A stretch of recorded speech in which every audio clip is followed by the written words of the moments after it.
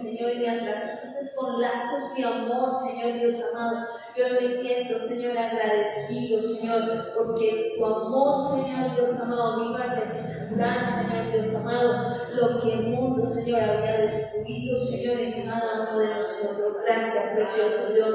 Te alabamos y te bendecimos y te exaltamos en esta noche, en el nombre poderoso de Cristo Jesús. Amén y amén. Dios los bendiga y cada uno sea bienvenido en esta noche.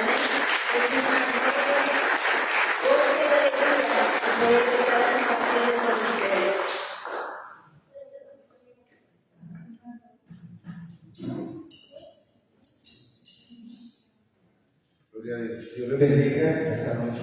Tal si usted saluda a la persona que tiene a su lado, hoy, si no lo conozca, lo vea por primera vez, que es su hermano, dígale, Dios te bendiga.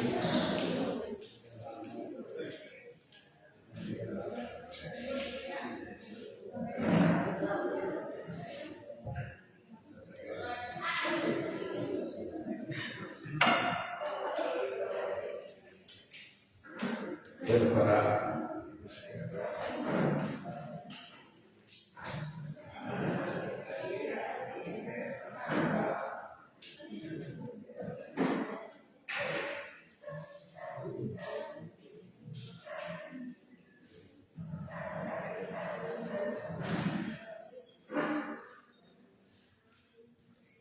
bienvenida a la familia Segura Arana. Bienvenidos esta noche, nos da mucha alegría de tenerla acá, ¿cierto? La familia Esteban y toda la familia. Qué bueno compartir con ustedes hoy. Creo que estemos en el libro de los Proverbios, capítulo 10. Libro de los Proverbios 10, partiendo la palabra del Señor. Que cada uno de los que estamos, a través de las redes de bendiga, puedan compartir hoy con ustedes. Libro de los Proverbios, capítulo 10, versículo 22, dice la palabra del Señor en esta forma.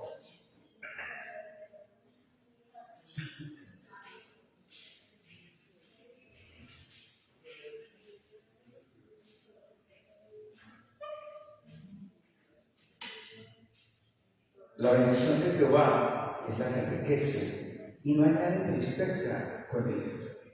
Este texto o esta palabra del libro de los Proverbios nos recuerda que es la bendición de Dios la que enriquece nuestras vidas. Porque la bendición de Dios es una bendición de orden integral, ¿cierto? No solo es en el plan físico en cuanto a dinero, no solo es en un área financiera, sino que la bendición de Dios me habla del respaldo, de la restitución de Dios sobre mi vida. Y la Biblia me dice como tal que es esa bendición la que enriquece y que no añade tristeza con ella. Hay muchos tipos de riquezas materiales en esta tierra, pero tal vez me añadan tristeza, porque son malavidos, porque proceden de negocios ilícitos, proceden de cosas que están mal, y tal vez me generen una prosperidad temporal, pero un problema a posteridad. Pero la Biblia me dice claramente que la bendición de Dios es la que enriquece al hombre, y esta bendición no añade ningún tipo de tristeza cuando Dios bendiga. Amén. Busquemos siempre la bendición de Dios, busquemos siempre el respaldo, el favor, la dirección de nuestro Dios. Vamos a ofrendar esta noche, si usted ha traído su ofrenda, su diezmo, vamos a poner en las manos del Señor. Papá, gracias por tu bendición, gracias porque tú eres nuestro restaurador, que nos da, que nos bendice, que multiplica sobre nosotros. En el nombre de Cristo Jesús, Señor. Gracias por tu fidelidad. Gracias, bendito Dios de los cielos, Señor, por hacer tu obra plena, única, especial y poderosa, Dios mío. De bendecir, de fortalecer, de cubrir, Señor, la vida, de renovar, de afirmar y de afianzar nuestro ser, Señor. Bendice con toda bendición espiritual, Señor, y trae tu favor sobre nosotros, Dios mío, para caminar en ti, Señor, para avanzar en tus propósitos. En el nombre de Cristo Jesús. Amén, bendito Dios, y amén. Gloria a Dios. Cristo es la peña que está hablando, agua de vida saludable para mí. Cristo es la peña que está brotando, agua de vida saludable para ti. Ven a tomarla y es más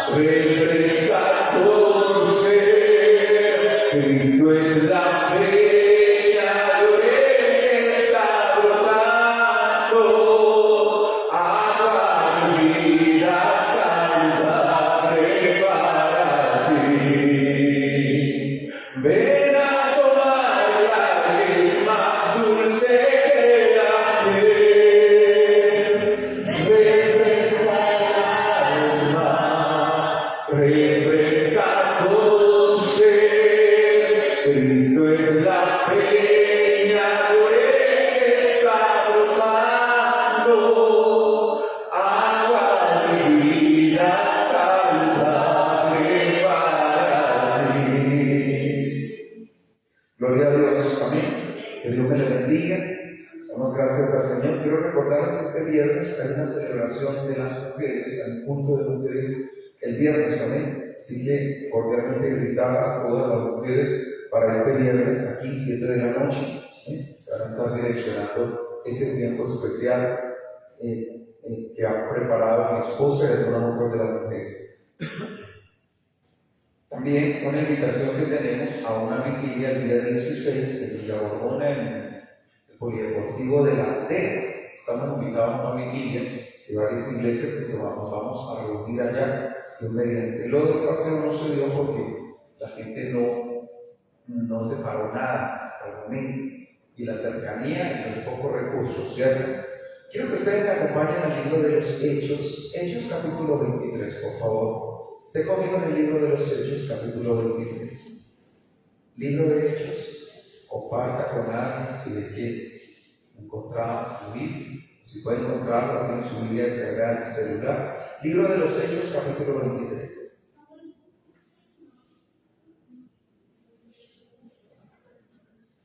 Hechos, capítulo 23.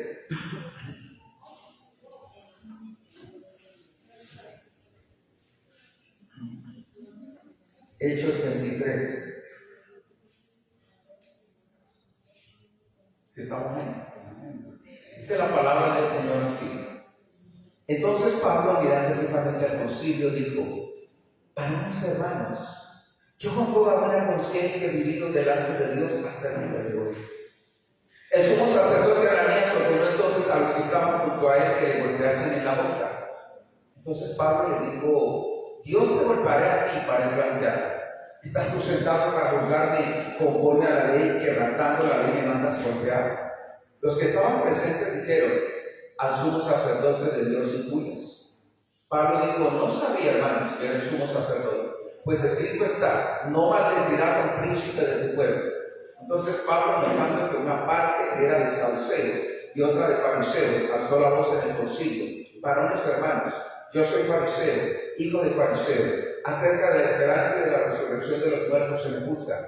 Cuando dijo esto, se produjo disensión entre los fariseos y los saduceos, y la asamblea se dividió. Porque los saduceos dicen que no hay resurrección, ni ángel ni espíritu, pero los fariseos afirman estas cosas.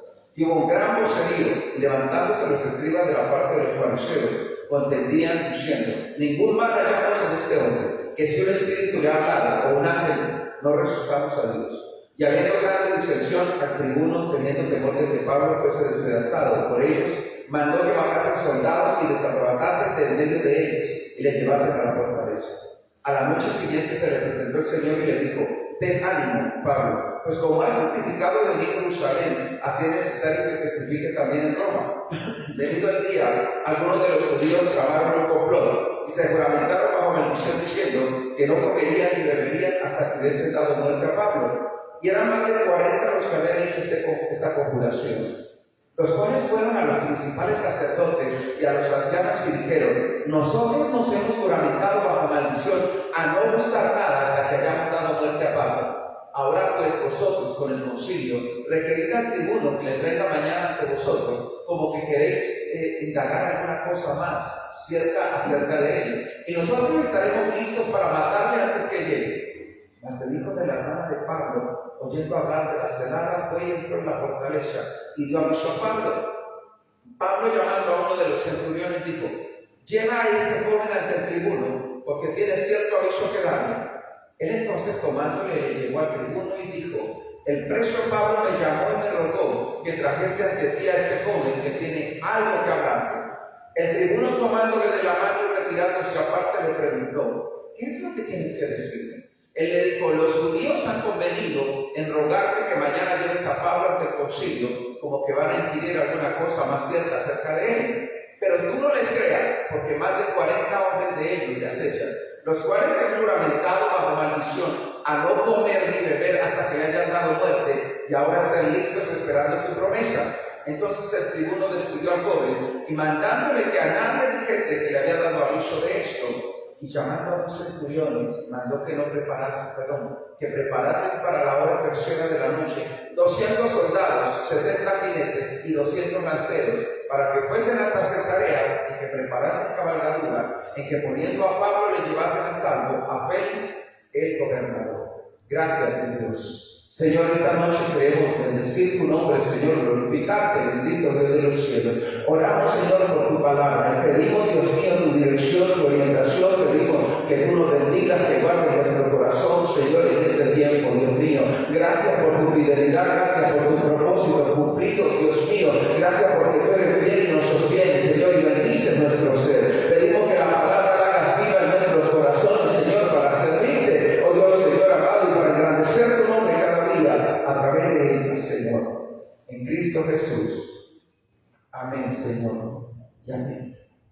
Bueno, esta palabra del libro de los Hechos nos recuerda entonces, mis hermanos, de los momentos cruciales que puede vivir una persona, en ocasiones a través de un buen comportamiento.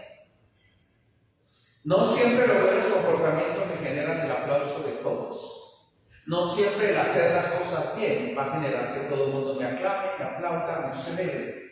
Pablo había sido un hombre muy religioso, terrible, tremendo de Dios, y por la tradición de sus padres había perseguido a los cristianos. ¿Por qué? Porque él juramentaba que ellos estaban en un camino equivocado y que el que tenía la fe correcta era él. Porque muchas veces podemos pensar eso. Y todo por causa de la tradición en la que él había vivido. Entonces, cuando Pablo es tocado por Dios, él se convierte. Y cuando Pablo se convierte, imagínense el momento tan fuerte, había ido a buscar a los cristianos para hacerlos regresar como fueran, vivos o muertos, para hacerlos rectificarse y decirles que se retractaran de la fe que tenían hoy en Cristo, que tenían en aquel tiempo en Cristo Jesús. Cuando Pablo va en ese camino, Dios se le aparece entonces y lo derriba, y el Señor se le manifiesta. Y Pablo se sorprende y pregunta quién le estaba hablando. Y el Señor le dijo que era él, que era Jesús, aquel a quien él estaba persiguiendo. Pablo pensó que estaba haciéndole un favor a Dios, pero al contrario, estaba persiguiendo la iglesia. Cuando él se convierte, entonces se imagina si tenía un alto puesto, si tenía fama y reconocimiento de todos los judíos. Ahora, ¿cómo explicar que se había convertido al cristianismo? Que había terminado convirtiéndose a aquello que él señalaba, que aquello que él criticaba, aquello que él rechazaba, ahora se había convertido. Era como haber quitado un velo de sus ojos y haber encontrado la verdad. ¿Y cómo explicarle a alguien eso? Es como difícil, ¿cierto? Muchas veces rechazar algo y terminar un día aceptándolo y no explicarme cómo lo acepté. Y cómo explicarle a los que un día yo me alié para decir, o para burlarme, o para criticar, que hoy tengo un Dios poderoso, un Dios que conozco. Entonces, cuando Pablo regresa con el correr de los años a Jerusalén, enfrenta varias situaciones. Una de ellas es que quisieron matarlo en el templo. Algunos se enojaron, se sulfuraron y se ofendieron y quisieron matarlo en el templo. Entonces fue preso. De una fue preso. Y se le dio la oportunidad ante un tribuno, es decir, como un tipo de audiencia para escucharlo. Y se presentó una audiencia para que él pudiera especificar qué era lo que pasaba, por qué había tomado esa determinación, qué era lo que sucedía con él.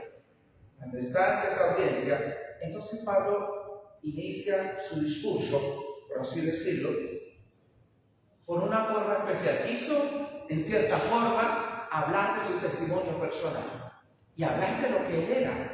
Pero saben, Pablo le dice: varones hermanos, yo con toda buena conciencia he vivido delante de Dios hasta el día de hoy. Este era el concilio. Normalmente la gente se dirigía a ellos como personas de autoridad, pero Pablo los acercó porque él pertenecía a ellos mismos. Y entonces les dijo: varones hermanos, yo he tenido un buen testimonio hasta este día, he vivido y ustedes me conocen, y la verdad me conocían. Pero ¿sabe cuál era la problemática? Que no estaban dispuestos a aceptar el cambio que le había dado. Y uno dice: pero es que el cambio de Pablo fue un cambio muy bonito. Era asesino y ahora ya no era asesino. Era perseguidor y ahora ya no perseguía. Era un hombre terrible en temperamento y ahora era un hombre totalmente distinto. Y eso debería impactarnos para, de cierta forma, felicitar a las personas y decir: qué bueno este cambio que dice. Qué bueno que en tu vida pasó algo distinto, algo diferente, y ahora no eres la persona que eras antes. Pero por eso le decía, no todo el mundo se alegra. Los que él pensó que se alegrarían, entonces el sumo sacerdote Ananías ordenó a los que estaban junto a él que le dieran un golpe en la boca. Tenía una oportunidad ante el concilio, ante la autoridad máxima en la parte religiosa en Jerusalén. Pero uno de ellos, es decir, el sumo sacerdote, el jefe de ellos, dijo: peguenle una trompada. Métale un golpe al que está cerca, métale un golpe. Y Pablo dijo: pero es que, ¿qué es lo malo que yo digo? ¿Qué fue lo malo? ¿Cómo así? Que me van a golpear por decir que yo he vivido dignamente delante de ellos. Y por eso respondió en esta forma, dice la palabra, versículo 3, le dijo: Dios te golpeará a ti para entrar. ¿Qué le estaba diciendo Pablo? Hipócrita, Dios te golpeará a ti. Por esta razón, porque supuestamente tú estás para impartir justicia y debes juzgarme conforme a la ley, y ni siquiera me has escuchado y ya me mandaste golpear. Qué tremendo, ¿cierto? En cierta forma eso es como cuando a uno le pegan una pela por sospecha. ¿Y por qué me pegó? No sé por qué, pero le meto su pela por si hizo algo malo. Y uno dice: pero ¿en qué momento? ¿Cómo me van a golpear si ni siquiera yo he hecho malo ni he tenido tiempo de explicar nada? Y por eso se enojó. Cuando lo entendemos desde esa dimensión, comprendemos por qué Pablo le dijo: Dios te golpeará a ti. Ahora algunos dicen: ¿por qué Pablo lo trató irrespetuosamente? ¿Acaso no sabía que él era el sumo sacerdote? Pero hay algo que pudo haber pasado en la vida de Pablo, y era que en el momento que Pablo conoció a Jesús, quedó con una afectación en sus ojos y él le costaba ver a cierta distancia. Por eso tal vez no supo que quien había dado la orden era el sumo sacerdote. Porque la gente dijo, los que estaban presentes: al sumo sacerdote de Dios injuria. Es decir, como que al líder máximo del concilio tú lo estás en cierta forma insultando. Pablo, ¿qué estás haciendo? Entonces él dijo: no sabía, hermanos, que era el sumo sacerdote, pues escrito está también: no maldecirás al príncipe de tu pueblo. Ahora, Pablo no quiso quebrantar la ley, pero una forma injusta de tratarlo, entonces presentó o le llevó a presentar esta problemática, a referir esto. ¿Por qué? Lastimosamente, muchas de las personas que desempeñaban el liderazgo en Israel se habían corrompido. Y la corrupción es un mal que puede permear cualquier institución. No solamente la parte judicial, también la parte religiosa. No importa cualquier tipo de persona, si abre su corazón, hermano, a algo malo, se daña. Es más, muchas veces las altas posiciones de poder llevan a que la persona se corrompa. ¿Por qué? Porque estando en el poder, hace lo que quiera. Este hombre nunca debió haber hecho eso. No debió haber tratado a Pablo así. Pero lastimosamente, su actitud era una actitud de injusticia, como muchos lugares. Lastimosamente en estos países, sobre todo en el nuestro, muchos jueces se creen lo último, ¿cierto? Muchos jueces que deberían aplicar la justicia, ¿cómo se comportan? Mal. Y abusan. Y si no hay plata para darles, peor el asunto. Mejor dicho, y si uno es el culpable, pero en ocasiones no basta con que usted sea culpable, sea inocente. Al juez no le importa. Yo he visto varios procesos legales donde al juez no le importa si usted es culpable o inocente. Lo que importa es cuánta plata tiene, cuánto me va a dar. Y la persona puede ser inocente, llevar meses y hasta años en un proceso, pero él en medio de esto le interesa cuánto hay para él, cuánto hay para el fiscal y cuánto hay para la gente que estaba ahí de la parte de las audiencias. Y eso es triste, ¿sí o no? Es triste la justicia.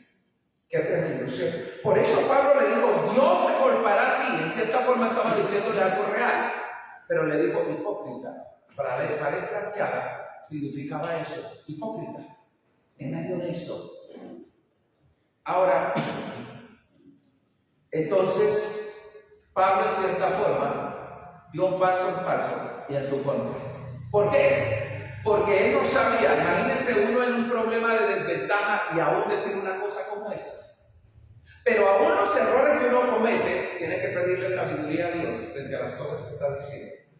Él le dieron una oportunidad de defenderse ante los líderes, porque el pueblo casi lo mata. Porque en ocasiones la gente no tiene el conocimiento de todas las cosas y se deja influir fácilmente por cualquier cosa, no sabe la verdad, pero se levanta y viene contra mí a tratar de destruirme, a tratar de dañarme, a tratar de acabar conmigo, como sea. Viene y su posición y su postura no es la mejor, y trata, mejor dicho, de poner en lo peor de las peores condiciones las situaciones. Y eso es lo que encontramos nosotros. Entonces se les dio la oportunidad delante de los que supuestamente eran preparados, y estos se portaron mal. ¿Y cómo se portaron mal? Dice la palabra que Pablo entonces notó que una parte era de saduceos y otra de fariseos.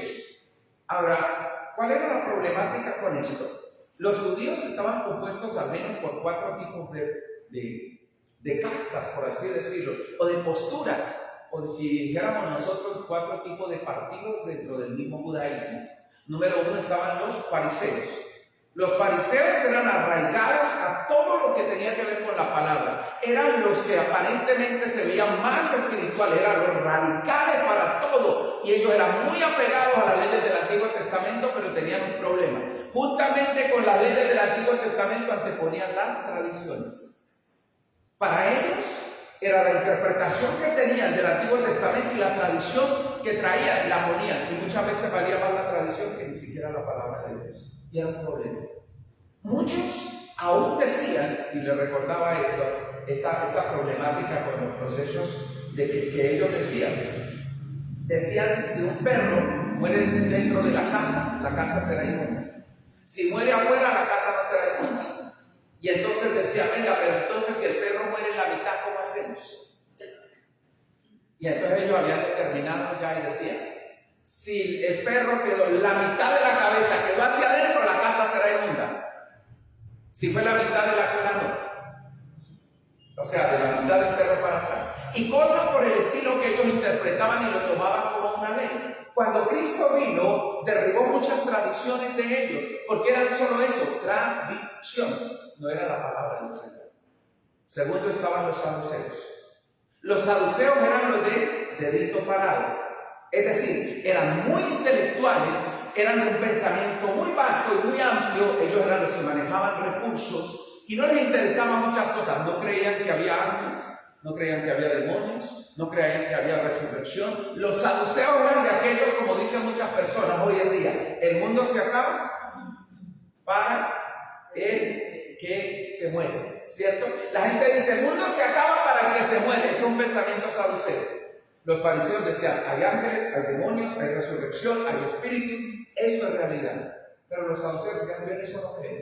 A mí no me venga con eso, yo en eso no creo. No me venga a decir que hay espíritus, que hay cosas como esas, no, ninguna de esas cosas. Ni hay resurrección de muertos. Número 3 estaban los esenios. Y los esenios eran los, por así decirlo, los guerrilleros de aquel tiempo. Eran los que buscaban una revolución que derribara todo el imperio. Estaban dispuestos a tomar las armas y a hacer como fuera y donde fuera y a quebrantar lo que hicieran. Jesús tuvo uno de ellos, Simón el Celote, dentro de los 12. Era la gente que cuando dice, ¿va a haber revolución? Sí, vamos a revolucionar esto, pero vamos a tomar las armas. Y esto lo cambiamos a punta de bala. Esto lo cambiamos a punta de matar al de aquí, tumbar al de allá y mover esto. De los que toman el poder a las malas. Número 4 estaban los herodianos. Y los herodianos eran los que estaban adheridos al rey. ¿En qué forma? Defendían al rey Herodes y en cierta forma estaban dispuestos a fomentar las enseñanzas del rey Herodes, a defender, por así decir, desde la parte política. Ellos se encargaban de informar a Herodes de todo y estaban ahí. Ahora Pablo enfrenta a dos de ellos, los fariseos y los saduceos. Y cuando Pablo los vio, entonces se le ocurrió una idea para arreglar las cosas. Y dice el versículo 6, Pablo, notando que una parte era de saduceos y otra de fariseos, alzó la voz en el concilio. ¿Y qué le dijo? Varones hermanos, yo soy fariseo, hijo de fariseo. Acerca de la esperanza de la resurrección de los muertos, se me juzga. Es decir, mire la astucia de Pablo. Pablo dijo, aquí, con este problema me voy a ganar que tal vez me maten. Pero entonces apeló a algo que él sabía, que siempre afectaba la unión de los fariseos y de los saduceos. Hay gente que se une para el mal, ¿cierto? Contra Jesús se unieron para el mal los 4 que le mencioné.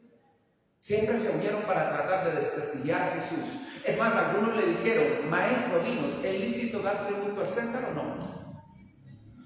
Jesús dijo, pásenme una moneda.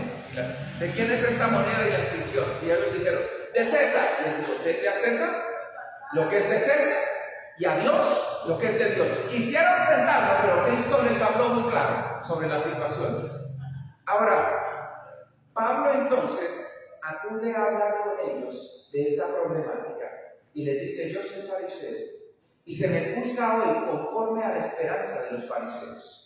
Cuando la gente escuchó esto, dice el versículo 7, se produjo disensión entre los fariseos y los saduceos y la asamblea se dividió. Claro, ahora estaban unidos contra él para juzgarlo. 70 ancianos. Cuando él mencionó esto, entonces algunos dijeron: venga, y empezó la gente a hablar. Porque los saduceos dicen que no hay resurrección ni alma ni espíritu, pero los fariseos afirman estas cosas. Y hubo un gran vocerío, y levantándose los escribas de la parte de los fariseos contendían diciendo: ningún mal hallamos en este hombre, que si un espíritu le ha hablado o un ángel, no resistamos a Dios. Qué tremendo, ¿cierto? ¿Cuánto pueden ser arraigadas las posturas? Sí. En ocasiones, las tradiciones nuestras pueden afectarnos al punto de no ver la verdad y de desviarnos de lo que deberíamos buscar. El propósito de ellos no era que se pusieran a pelear ahí con esto, pero lastimosamente se formó un enredo profundo con las cosas. Ahora, Pablo aprovechó esto ¿por qué? Porque sabía que de ahí no lo iban a juzgar justamente. La mera entrada ya le dejó ver a Pablo que ahí tendría un juicio injusto. Y por eso usó esta astucia. ¿Qué necesitamos nosotros muchas veces? Sabiduría de Dios. ¿Por qué? Porque en ocasiones, por más que yo quiera explicar algo, ya la mente está prejuiciada. Y si la mente está prejuiciada, no voy a oír como debería oír muchas veces. Tal vez me están mostrando la verdad, me están mostrando las cosas, pero para mí no es cierto, porque tengo la mente prejuiciada. Y eso les pasó a ellos. Entonces Pablo, por eso les mencionó esto. Imagínense, los que estaban unidos contra él, ahora se dividen. Y empezó la problemática. Y dice la palabra: y habiendo grande disensión. Es decir, no fue solo una cuestión de un momentico y de una regaña. No fue solo no estamos de acuerdo aquí y allá. Fue un gran problema el que se levantó. Y el tribuno, teniendo temor de que Pablo fuese despedazado por ellos, mandó que bajasen soldados y le arrebatasen de medio de ellos y le llevasen a la fortaleza. Entonces, ¿qué se generó? ¿Qué se gestó? Pablo se molestó. El pueblo se molestó. Y el tribuno dijo: si no lo saco, lo mata. Necesitamos sabiduría de Dios en medio de una situación como esta, sí. Porque ahí de cierta forma se la dio Dios. ¿Para qué? Para que él supiera cómo salir bien librado, aunque las cosas se pusieron tensas. ¿Cómo salir bien librados nosotros de una problemática? Pablo dijo la verdad, él no estaba mintiendo, él era fariseo. ¿Cierto? Era un radical, de aquellas personas que son firmes y paradas en las cosas. Dice: ustedes saben que yo era un radical en cierta forma, y hoy se me juzga conforme a la esperanza de los fariseos, de la resurrección de los muertos. Para los fariseos eso era real. Ellos sabían que si una persona moría, tendría que resucitar un día. Ahora, bíblicamente, es más clara y más directa. Lo que más se acercaría a la verdad serían los fariseos. Ellos serían los que más se acercarían a la verdad. No los saduceos, no los celotes, no los herodianos, pero sí los fariseos. Y Pablo apeló a ello. Y entonces dice el versículo 11, quiero que tengamos en cuenta. A la noche siguiente se le presentó el Señor y le dijo: ten ánimo, Pablo, pues como has testificado de mí en Jerusalén, así es necesario que testifiques también ¿en dónde? En Roma. Ay, Señor Jesús. No ha cabido de salir de un problema y ya Dios comisionándolo a otro, imagínense. Pero cuando usted y yo queremos servir a Dios, tenemos que estar preparados, no lo sabe. Mire, Dios es especial y Dios me llama y Dios me levanta. Y Dios levantó a Pablo porque Pablo era un hombre muy fuerte de temperamento, pero era un hombre valiente y aguerrido. Y Dios le dijo que lo llevaría a diferentes lugares para que testificara. Porque el Evangelio es poder de Dios para salvación a todo aquel que cree. El Evangelio significa las buenas noticias de Dios para la humanidad. ¿Para qué? Para salvación. Esa es una buena noticia, que Cristo murió en la cruz por nuestros pecados, para darnos salvación y vida eterna. Esa es la verdad. Y creer eso o rechazarlo es que va a formar a las personas Es lo que nos va a dar vida verdaderamente.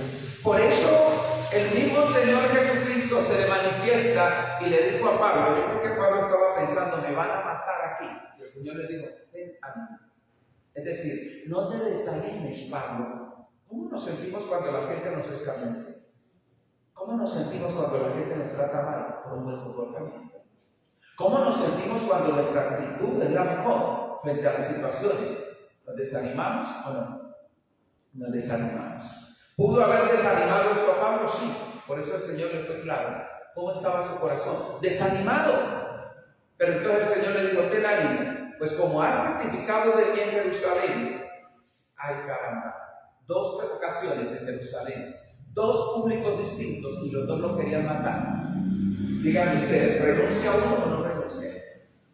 Una audiencia a la que yo tengo que hablarle algo, a darle un testimonio y los 2 me quieren matar. ¿Cómo hace uno? Esas cosas que Dios solo permite pasar, ¿cierto? Donde uno dice, no, yo por allá no vuelvo y yo eso no lo voy a hacer y no voy a servir. Porque si sirviendo a Dios me encuentro con semejante problema, mejor renuncio, Señor. Lléveme de una vez, me quiero morir y que esto se acabe. Pero hay que esforzarnos y ser valientes para caminar con Dios. Proponga en su corazón esforzarse y ser valiente para caminar con Dios.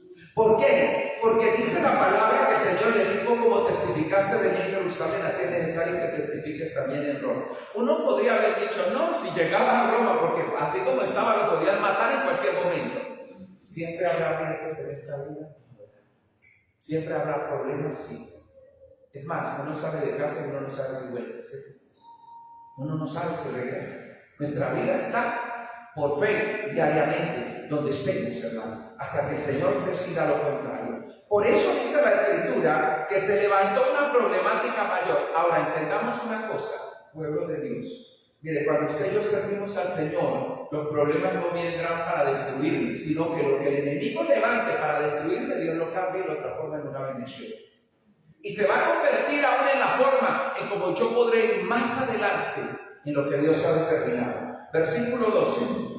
Venido el día, algunos de los judíos tramaron un complot y se juramentaron bajo maldición diciendo que no comerían ni beberían hasta que hubiese dado muerte a Pablo. Algunos de los judíos se juramentaron. ¿Y cuál fue el juramento que hicieron? Dice la palabra que no comerían y no beberían hasta que le hubiesen dado muerte a Pablo. ¿Eran espirituales estos hombres? ¿Eran solamente gente religiosa?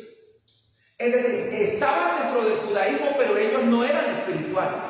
Cuando Pablo les habló, cuando vieron que Pablo fue transformado, que Pablo fue cambiado, inmediatamente se levantaron. ¿Para qué? Para ver cómo lo mataban. Y miren el fanatismo, esto lo llamaríamos fanatismo religioso. ¿Por qué? Porque dijeron, no volveremos a comer ni a beber hasta que matemos a Pablo. Imagínense el problema. ¿Cómo hace uno para no comer y beber? Para fundamentarse así, hacer un compromiso como eso. ¿Dónde está la parte espiritual?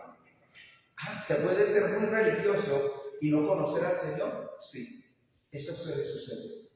Estos hombres, si hubieran conocido a Dios, no hubieran hecho nada de eso. Ni se hubieran juramentado a ese punto, a esa situación. Porque el Señor tuvo que venir y hablar tan claro con la nación de Israel. Porque fácilmente ellos se olvidaron de la esencia del caminar con Dios.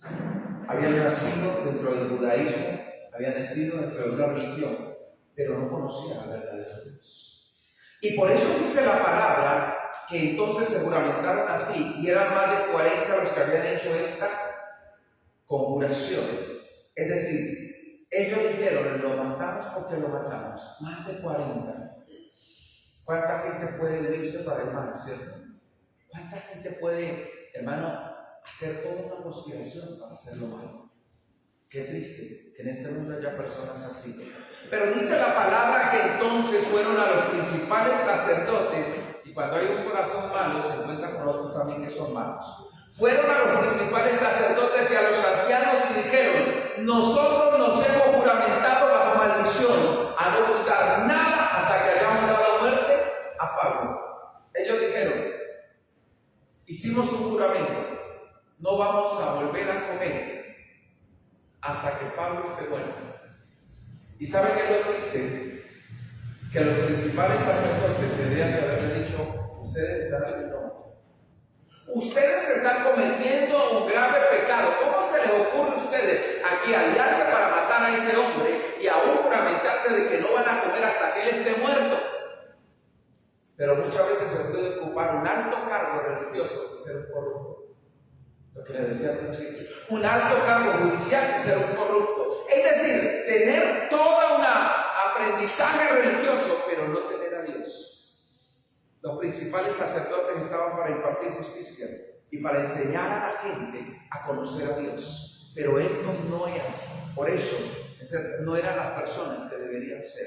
Dice la Biblia que estaban reunidos los sacerdotes, que eran los líderes espirituales, los ancianos, que eran en cierta forma los líderes comunitarios de ahí, respetados por su sabiduría y conocimiento. Aquí no les servía la sabiduría y el conocimiento.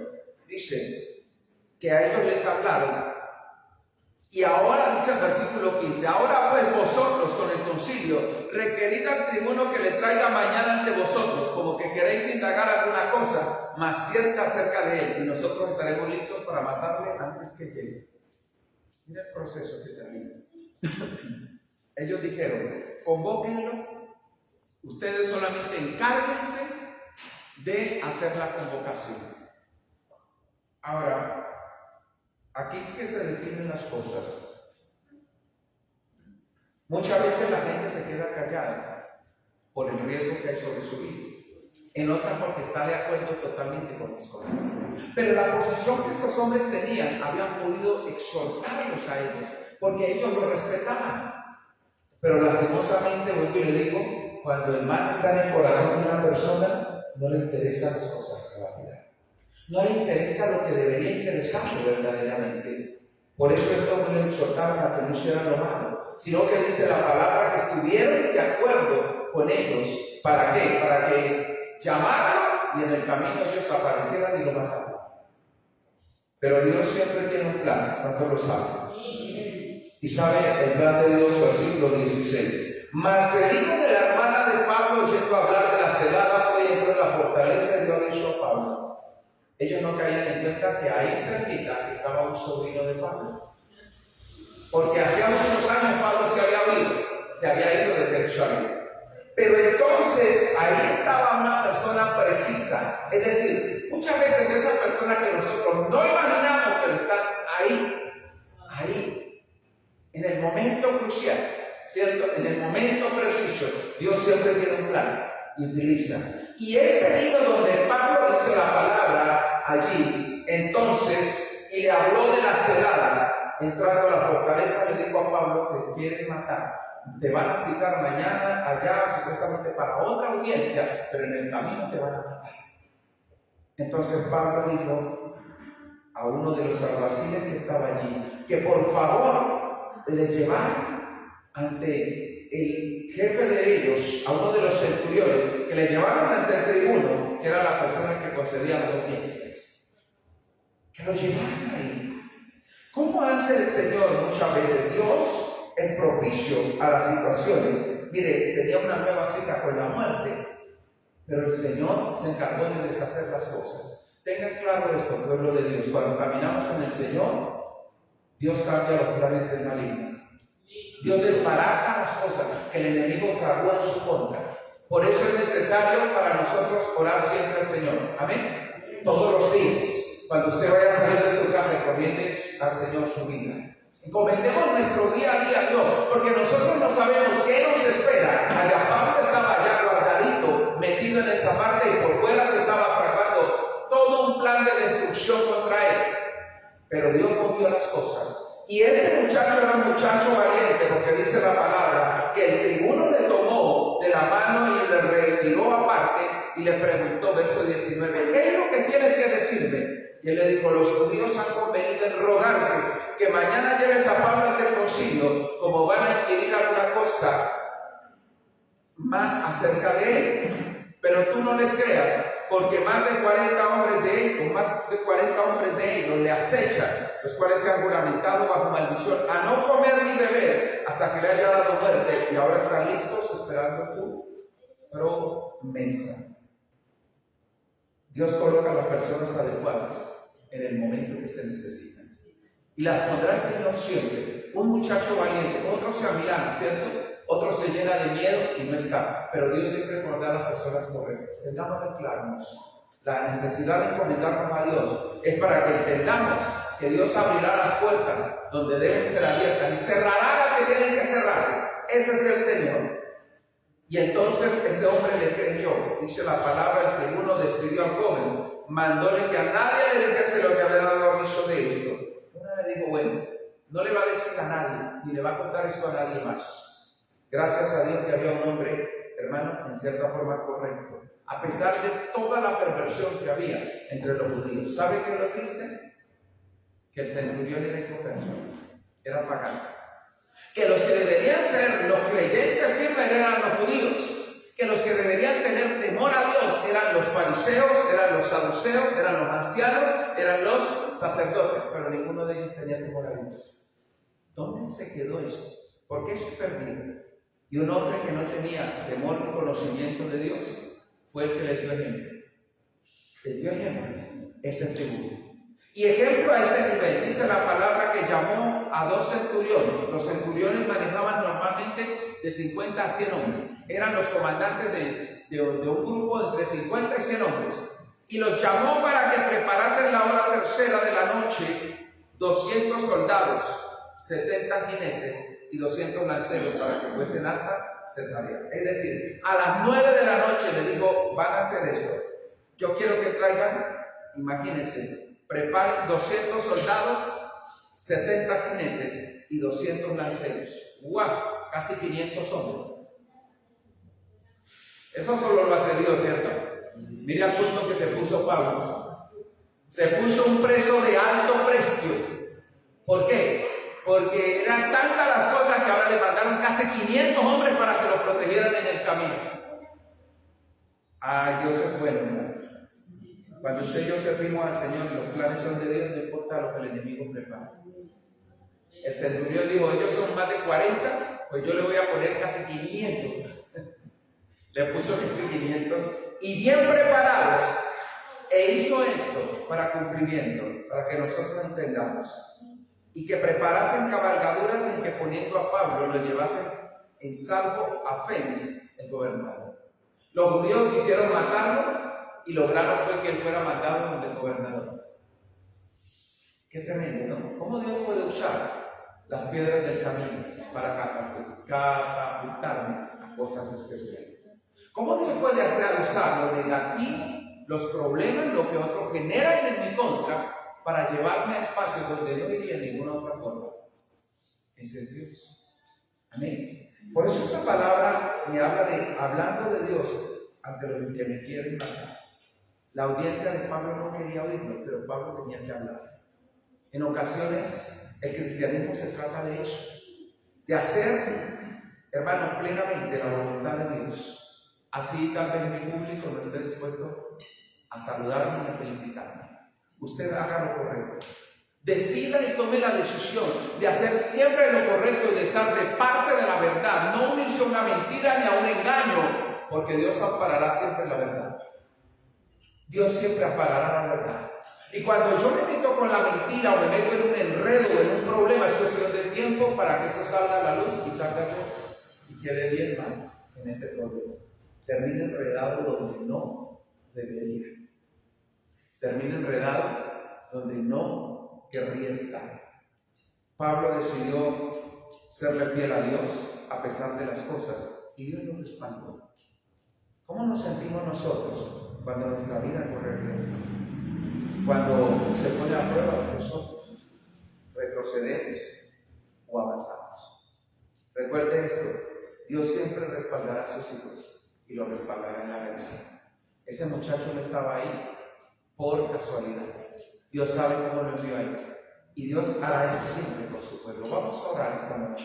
Amén. Cualquiera que sea la situación que usted esté pasando, que usted viva, cualquiera que sea la circunstancia que ustedes y yo podamos vivir, qué bueno que nosotros aprendamos hoy a poner en las manos de Dios aquellas situaciones, por difíciles, traumáticas que sean. Soberano Dios, nosotros te honramos, Señor. Yo quiero traer delante de ti la vida de cada persona que está en este lugar, Señor. Tú me diste esta palabra, bendito Rey de los cielos, Señor. Oh Dios, mira, Padre Celestial, tal vez hay personas aquí que tienen, Dios mío, que sostener, Dios mío, la verdad a costa de muchas situaciones. Tal vez tienen delante de sí un camino muy difícil y muy fuerte.